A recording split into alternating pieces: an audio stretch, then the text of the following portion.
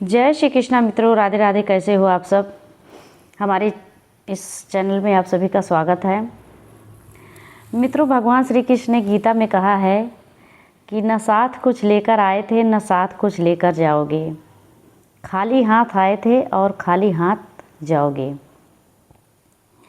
जो हुआ सो अच्छा हुआ, जो होगा वो अच्छा ही होगा, क्यों व्यर्थ की चिंता करते हो। तो मित्रों, सच्ची बता रही हूँ, व्यर्थ की चिंता बिल्कुल नहीं करना चाहिए। इस संसार में जो कुछ होगा वो पहले से ही निश्चित है। किसी के आशीर्वाद से या किसी के जो है बिना आशीर्वाद के कुछ भी संभव नहीं है। अपने कर्म को सुधारिए और अच्छे कर्म करिए और चिंता मत करिए। जो हो रहा वो भी अच्छा हो रहा, जो होगा वो भी अच्छा ही होगा। ऐसा सुना होगा आप लोगों ने, बहुत ये जो है गीता के पन्नों में लिखा गया था ये बात। तो बिल्कुल आप बेफिक्र होइए। छोटी सी ज़िंदगी है, उसको बिंदास एकदम चिल मार के जिए, बिल्कुल बिना परवाह किए हुए। क्योंकि जब आप माया में भटकेंगे तो आपको हमेशा चिंता घेरे रहेगी, हमेशा आप चिंतित रहेंगे, कभी उस चिंता से बाहर नहीं निकल पाएंगे। और यदि आप जो है भगवान के संकीर्तन से जुड़ेंगे, भगवान का स्मरण करेंगे, भगवान के ऊपर बिलीव करेंगे, विश्वास करेंगे, तो आपके अंदर जो भी माया का जो है चिंतन है वो दूर होता जाएगा। धीरे धीरे करके वो निकलता जाएगा आपके दिमाग से। और यदि आप जो है बहुत डिप्रेस रहते हैं, आपको डिप्रेशन में जा रहे हैं, तो प्लीज़ आप लोग एक टिकिया दवाई कहीं से भी ना लें, डिप्रेशन का कोई इलाज ना कराएं। सिर्फ आप जो है मेडिटेशन करें, अध्यात्म से जुड़ें, भगवान के ऊपर भरोसा करें और अच्छे से ध्यान करें। ध्यान बहुत ज़रूरी है। ध्यान यदि आप करेंगे तो आपके अंदर जितनी भी मतलब मानसिक बीमारियां हैं, उलझन होती है, घबराहट होती है, डिप्रेशन में जा रहे हैं बहुत सारे लोग। और क्यों जा रहे हैं? घरेलू झंझटों की वजह से जा रहे हैं। आपसी चिंता, टेंशन, तनाव, ये सब हमको अपने ही घर से मिलता है, कहीं बाहर के लोगों से नहीं मिलता है। और जो है अपने ही घर से मिलेगा।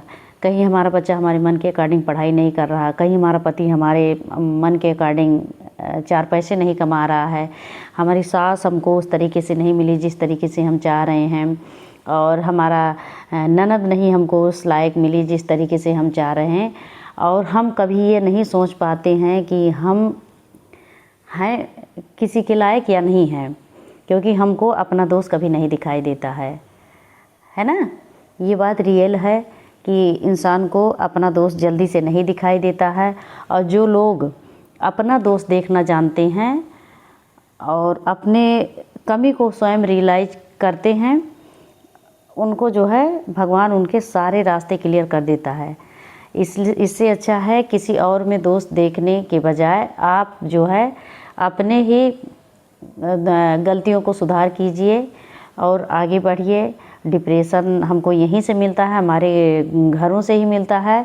यह सबसे जो है बीमारी का जो सबसे प्रसाद का जड़ है वो अपना निजी का ही घर है, क्योंकि हमारी सारी उलझनें अपने ही घरों से रहती हैं। फिर हम घर की उलझन घर में ना सुलझा के फिर डॉक्टरों के चक्कर काटना शुरू कर देते हैं, दवाई लाएंगे। घर का बजट भी इतना ज़्यादा डैमेज रहेगा कि दवा लेने के लिए हमको 100 बार सोचना पड़ता है कि हम कहाँ जाएं। बार बार डॉक्टर भी वही चीज़ दवाई देंगे आपको जो आपको फ़ायदा नहीं करेगी, बल्कि ताकि अगर फ़ायदा हो जाएगी तो आप उनके पास जाएंगे नहीं। हर इंसान इतना स्वार्थी है इस संसार में, कोई भी किसी का नहीं है। डॉक्टर अपने तरीके से लूट रहा, वकील अपने तरीके से लूट रहा, पुलिस वाला अपने तरीके से लूट रहा है। सिर्फ फ्री की जो दवा है वो है सिर्फ और सिर्फ परमात्मा का ध्यान। यदि आप परमात्मा का ध्यान करेंगे, आपका 1 रुपया नहीं लगेगा, आपका 1 पैसा नहीं लगेगा, आपकी सारी मानसिक बीमारियां जो है ठीक हो जाएंगी। और हर पल जब भी आपको समय मिले, सुबह तो अक्सर आप मेडिटेशन ज़रूर करें और भगवान का ध्यान करें। घर में बैठ के थोड़ा सा व्यायाम करें, एक्सरसाइज करें। कभी भी इधर उधर ना बैठने के बजाय अपने घर में रह के भजन कीर्तन लगा लीजिए। अपने आजकल तो जितनी सारी सुविधाएं हैं, मोबाइल है, साउंड है, घर में लगा लीजिए और उसको जो है भगवान का ध्यान करते हुए अपने काम को करते रहिए। जब आपके माइंड में कचरा नहीं आएगा, इसकी सफाई हो जाएगी, तो आपका मानसिक संतुलन या जो डिप्रेशन में जा रहे हैं, ओवर थिंकिंग कर रहे हैं, उससे आप बच पाएंगे।